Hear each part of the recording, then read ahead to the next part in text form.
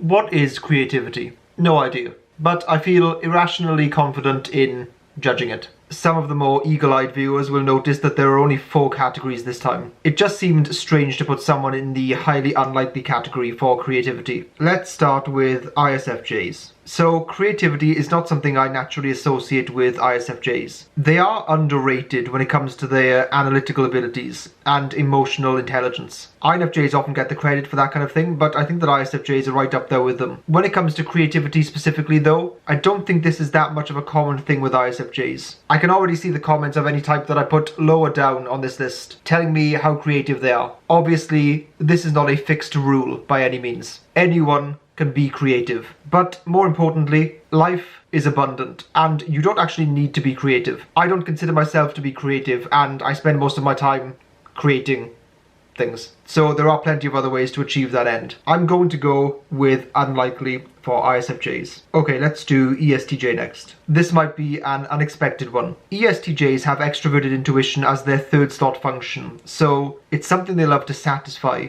and use whenever possible. Another important detail to bear in mind is, because it's not one of their top 2 functions, it's not really something they have an imbalance with. An Enfp or an Intp could be ultra creative, but they may fail to follow through and actually realize many of their creative visions. Estjs don't really struggle with this nearly as much. They can organize their creativity and manifest it in the world by using their other functions too, especially having te as their dominant function. They're going to make sure they get the job done. I think it's fair to say that executing on creativity is as much a part of the process as the ideation is, since you do have to solve problems when bringing creations into existence. This is a potentially controversial one, but I'm going to go with likely for Estjs. I think creative people should be judged on how much they actually create, as opposed to their creative potential. Let's do Infp next. Now, you guys have not been doing well in these videos so far, but I think your luck might be about to change. Infps are masters of self-expression, and this can of course take many forms. In the most literal sense of the word, being creative means creating things like art, literature, poetry, music, and so on. And Infps are extremely well represented in basically all of those fields, to the point where the archetypical artist, at least in my mind, kind of resembles an Infp. The functions of extroverted intuition and introverted feeling working together are just creative self-expression in a nutshell. So Infps definitely have the artistic creative capacity in abundance, in my view. Also, it's not always in the literal sense. Sometimes it can come down to simply how they live their life. There's just an artistry to them. When it comes to the other sides of creativity, such as problem solving and that kind of thing, I don't really see them struggling that much in that area, to be honest. They might be less drawn to it, but I've never seen them struggle greatly. So I'm going to have to say highly likely, finally, for Infps. Let's go with Istp next. This is a really interesting one to me, since Istps are the type who naturally aren't that creative, but can create the illusion of creativity very well. Sometimes in a way that's actually more impressive than people who are creative in a pure sense. It's like ICPs can break down and hack creativity. When you master a skill or set of skills, it's very easy to combine them in a variety of different ways. Let's take improvising on the piano, for example. Now, that's something that seems very creative, like it's being summoned on the spot from nothing more than your imagination. But in reality, it's lots of techniques and patterns that have been practiced and played over and over. And there are probably only a few moments in that improvisation that have something truly new. I'm going to put ISTPs in the possible category, but with the caveat that they will certainly be so adept at their skills and craft that they don't even need to be creative in the conventional sense of the word. Let's do ESTPs next to see how they compare. Some ESTPs definitely possess a kind of street smart creativity, where they leverage the fact that their brains can work at a much faster rate than the people around them. They also understand the performative aspect of creativity extremely well. They know how to entertain and put on a show in a way that surprises and delights. Those things can certainly come under the umbrella of creativity in my view, but they are generally going to focus on the more tangible and immediate aspects of creativity, as opposed to pulling together different possibilities and pushing boundaries when it comes to innovating. They're definitely not bad in this area, but because they're so in the moment with their creativity, I think they belong in the possible category along with their ISTP brethren. ESTPs do tend to be quite unabstract about things, preferring to focus on what actually is. Let's do ISTJs next. Okay, well, a lot of people might have suspected that Istjs weren't going to do so well in this video, and they'd be right about that. The thing about creativity is that it involves a lot of risks, and most of the time things don't work out well when you take risks. Istjs have extroverted intuition as their inferior function, and as a result, they have a very negative relationship with it. When someone brings up a new idea, they will instantly start to see ways in which it can go wrong. This, in many ways, is their great strength. They often oppose people who needlessly try to reinvent the wheel and indulge in creativity for its own sake. They're not always fans of contrarians who intentionally go against conventional wisdom just because. As Jeff Bezos once said, contrarians are usually wrong. So I'm going to put them in the unlikely category.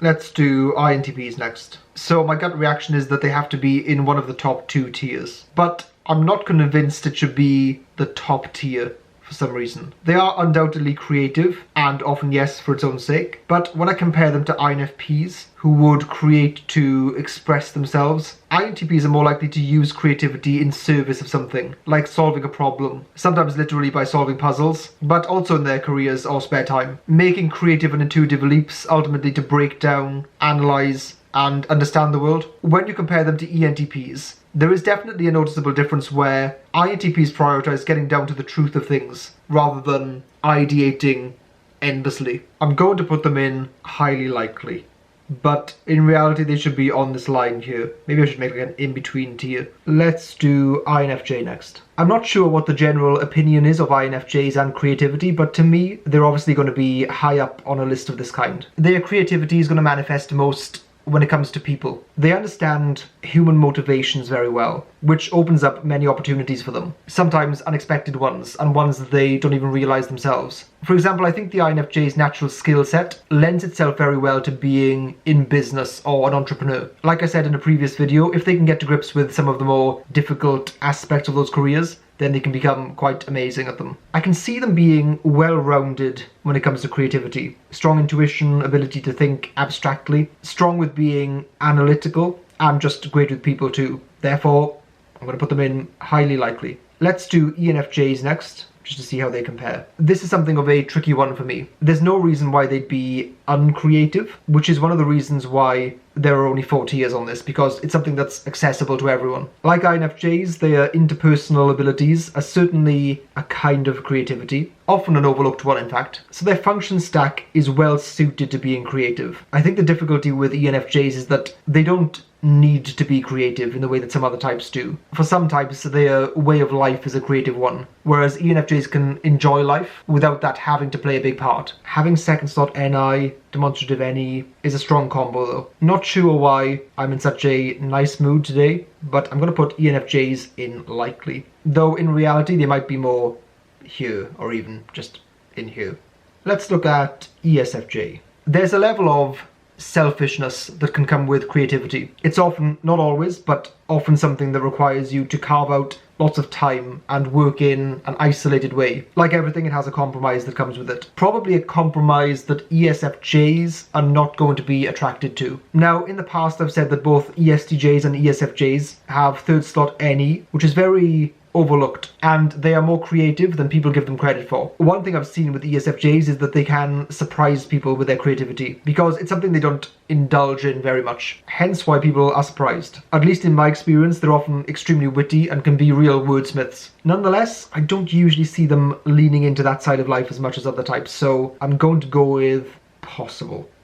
Let's do Intjs. Intjs tend to bring out their creative side when solving problems, and since they are naturally ambitious, there are always going to be problems they'll need to solve. Therefore, they are using creativity a lot. Interestingly, some of the other types might see Intjs as people who sometimes suppress creativity if they're your boss at work. Intjs are ultimately focused on achieving goals, and when the more creative types start experimenting too much and being disruptive, they're going to try to shut that stuff down. Of course, there are exceptions to this, but generally, Intjs are outcome focused, and as a result, will use any tool at their disposal to achieve those goals. And yes, one of those tools is indeed creativity, but it's hard somehow for me to rank them highly on this. It's the same reason I briefly struggled with Intps, because creativity is often the means rather than the end. Ne is a function that is generally more creative than ni. Ni is very abstract, and intuitive, but narrows down more onto singular conclusions, underlying principles and concepts. ENTJs are already ranked highly likely to become millionaires and presidents in my previous ranking videos, so I think they can take a hit on this one and be put in possible. Hopefully my presidential pardon is still intact.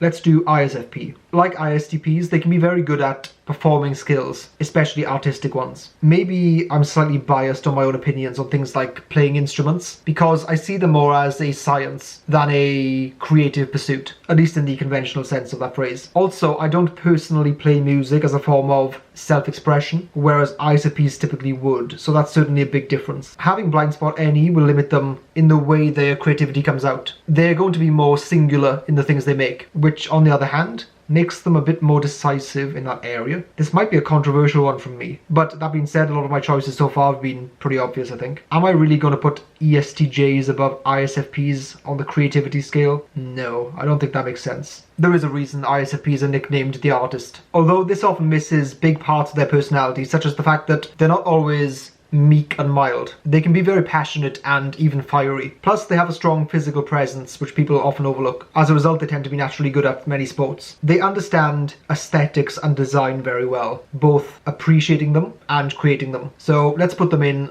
likely. Let's do INTJ next. INTJs are very creative, and I think this sometimes gets kind of obscured by the more scientific image they have. Sometimes they can come across as cold and calculating, because they can certainly be both of those things. But that trio of NI, TE, and crucially FI means that they're going to build things and solve problems, but also those things will be an individual expression of themselves, their values and their principles. Actually, I think it is that third slot FI which pushes them and the top two functions into being classified as creative, and it's the same reason why ENTJs are a bit lower down. They're often going to be people who advocate for and try to bring about innovation, and I think they need to go in the top tier. Are they as overtly creative as any users?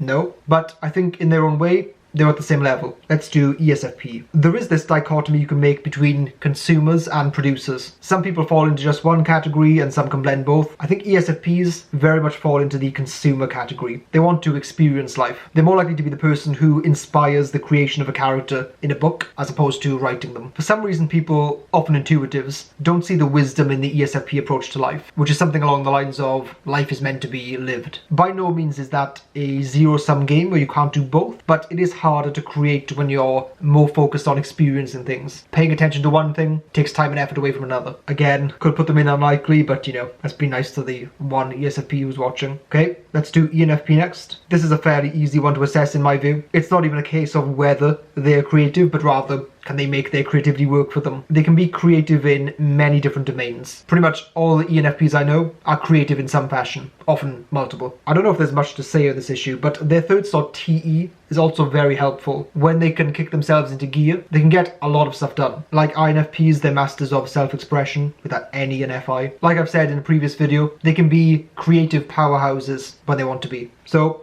pretty straightforward, highly likely. That leaves ENTP. I mean, this is a no-brainer. I think ENTPs are the most creative type. Now, that's by no means to say that most ENTPs will live up to this creative potential, hence why other types can very much compete in this area with them. But no other type, based on their natural skill set, is a creative force like ENTPs are. People like Leonardo da Vinci, Benjamin Franklin, Richard Feynman are all examples of ENTP polymaths, who, by the definition of that word, are creative across many fields. Okay, I'm curious, if you're an ENTP, leave a comment down below about what areas of interest you have. I feel like ENTPs are the type to troll me and say, none of us are creative, we have no areas of interest. But highly likely. Please like and subscribe because it really helps the channel and I really like it. Also, feel free to hit the notification bell, which in many ways is much more useful than just subscribing. You will only get 2 notifications per week from me. There's lots of social media links below. I would highly recommend joining our Discord server to meet lots of knowledgeable and interesting people. Also take a look at our website where we type people, our Patreon where we get money, and finally individual social media links where you can follow us and see a different side of stuff we create.